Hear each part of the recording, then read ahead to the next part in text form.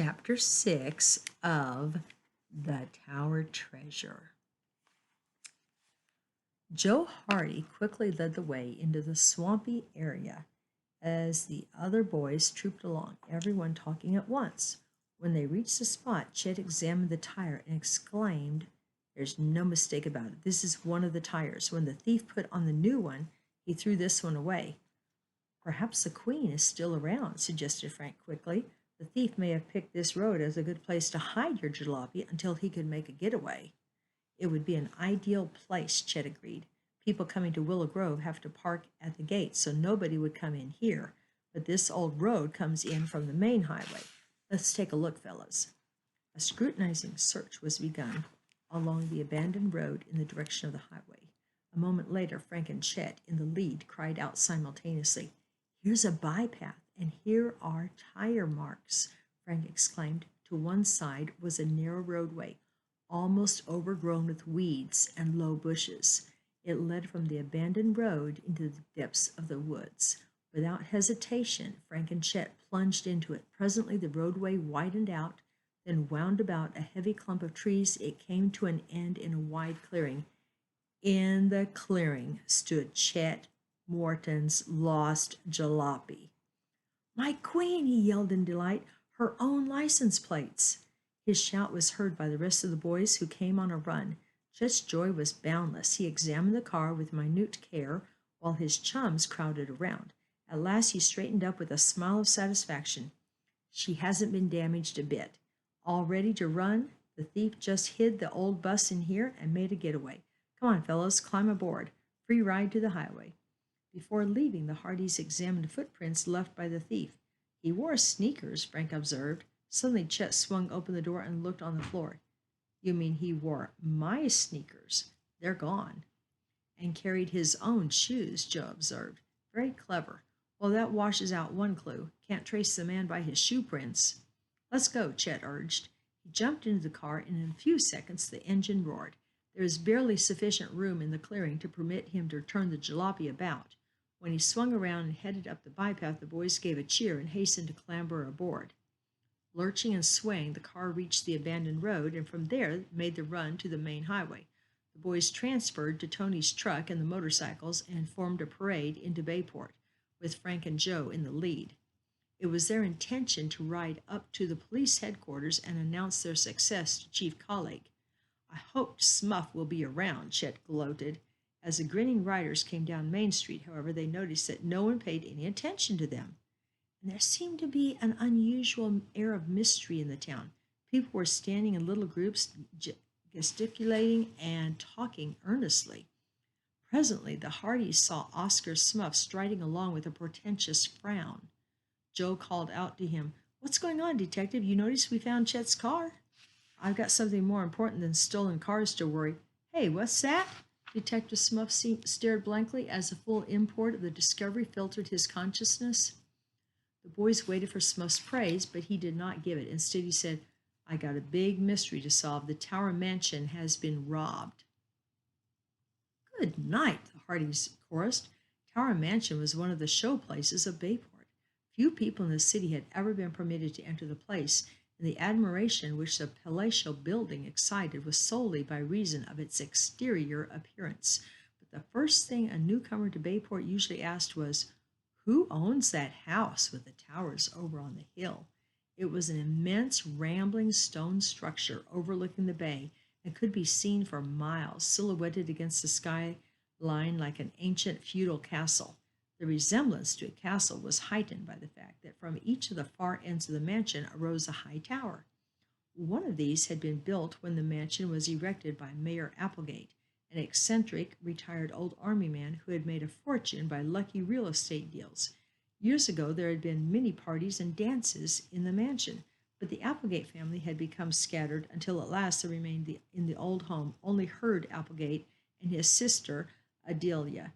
They lived in the vast, lonely mansion at the present time.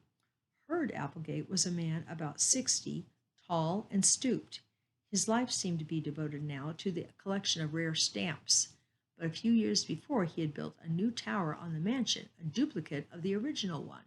His sister Adelia was a maiden lady of uncertain years.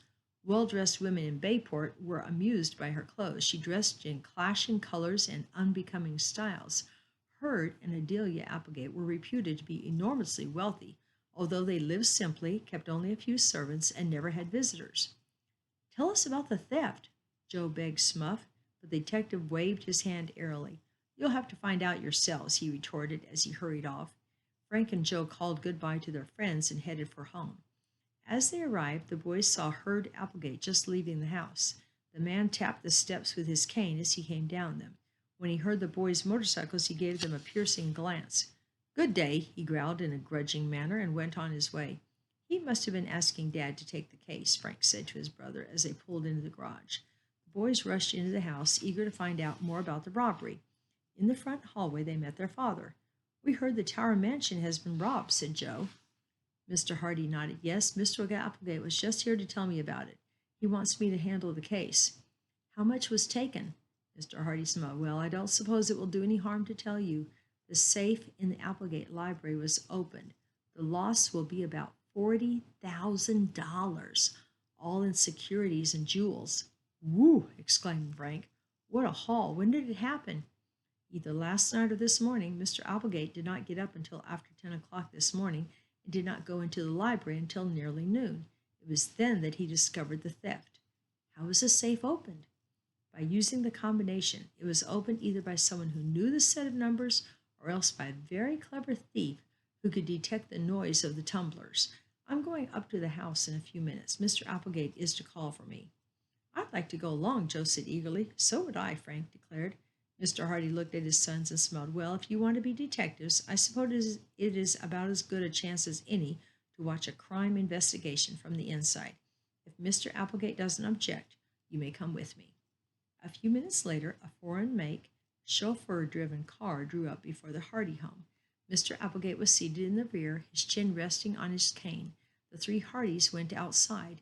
When the detective mentioned the boy's request, the man merely grunted assent and moved over. Frank and Joe stepped in after their father. The car headed toward Tower Mansion. I don't really need a detective in this case, Hurd Applegate snapped. Don't need one at all. It's as clear as the nose on your face. I know who took the stuff, but I can't prove it. Whom do you suspect? Fenton Hardy asked. Only one man in the world could have taken the jewels and securities. Robinson. Yes, Henry Robinson, the caretaker. He's the man. The Hardy boys looked at each other in consternation. Henry Robinson, the caretaker of the Tower Mansion, was the father of one of their closest chums. Perry Robinson, nicknamed Slim, was the son of the accused man. That his father should be blamed for the robbery seemed absurd to the Hardy boys.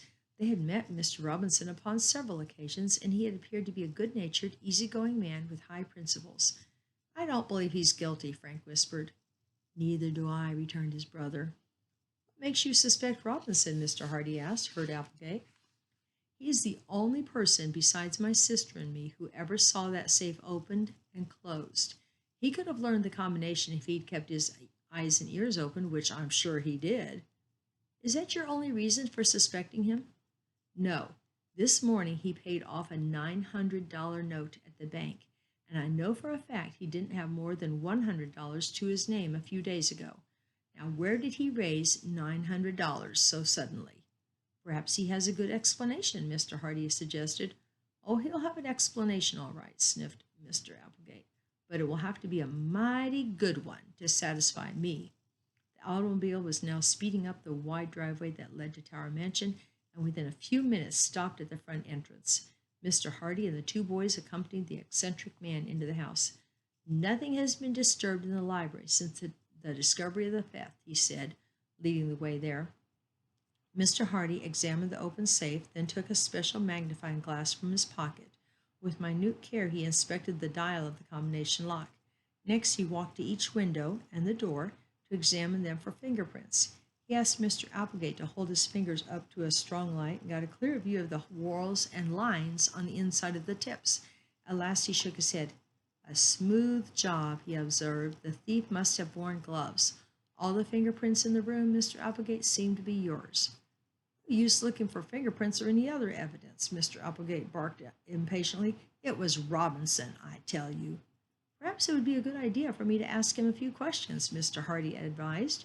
Mr. Applegate rang for one of the servants and instructed him to tell the caretaker to come to the library at once. Mr. Hardy glanced at the boys and suggested they wait in the hallway. "It might prove less embarrassing to Mr. Robinson that way," he said in a low voice. Frank and Joe readily withdrew. In the hall they met Mr. Robinson and his son Perry. The man was calm but pale, and at the doorway he patted Slim on the shoulder. "Don't worry," he said. "Everything will be all right." With that he entered the library. Slim turned to his two friends. "It's got to be," he cried out. "My dad is innocent." That's the end of the chapter. Now, our Bible story for today is called Abram Follows God. Did you notice that's Abram, not Abraham yet? Okay. And it's from Genesis 11:27 through 12:20. The people who moved away from Babel forgot God and became more sinful. They prayed, but not to God. Wherever they went, they worshiped something. Many worshiped things that God had made: the sun, the moon, and the stars. Later, they even worshiped rivers, mountains, and hills. They made images or figures of wood and stone. They called these images gods and worshiped them. Near Babel, another city was built. It was Ur of the Chaldees. The people who lived there were known as Chaldeans. They worshiped the moon god Ur. They named their city in honor of their god. On the plains near Ur lived old Terah, a shepherd farmer. He had 3 grown sons, Abram, Nahor, and Haran. They worked with their father. Haran died while still young and left a son named Lot. Abram did not worship the moon god, but believed in the true God. About this time, the family left Ur. Terah took Abram and his wife, Nahor and his family, and Lot.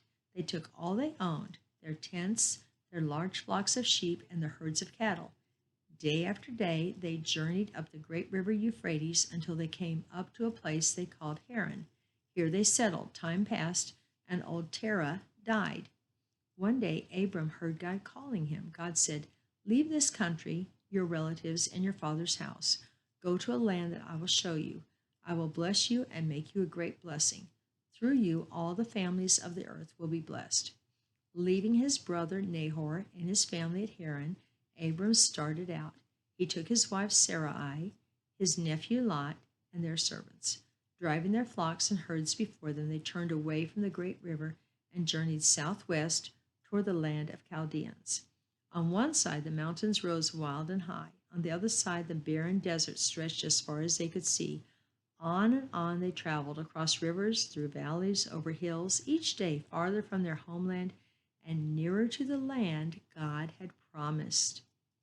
When they reached the plain of Morah, God spoke again to Abram. "This is the land that I will give to you and your children."